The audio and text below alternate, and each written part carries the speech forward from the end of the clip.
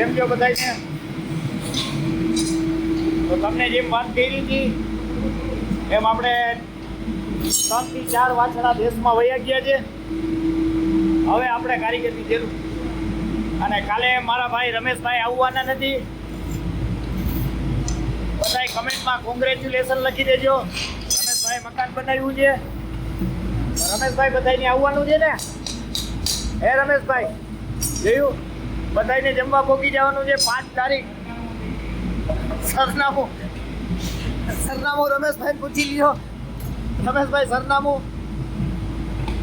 ના ભાઈ ના, બધાને આગમ છે નથી. આ ભઠ્ઠીના સ્ટાફ પૂરતું છે. એ અમારે ગુરુવારે ભઠ્ઠી ચાલુ છે, તમારે જવાનું થતું નથી. મુના તારે જવાનું થાય છે ભાઈ?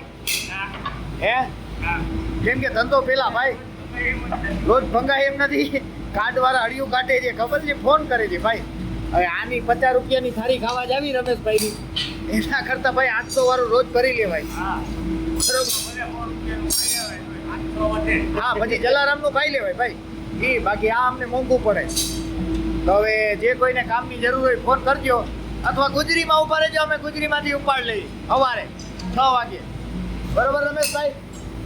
બધાને જય શ્રી કૃષ્ણ કહી દો. વિડીયો જોઈ લે.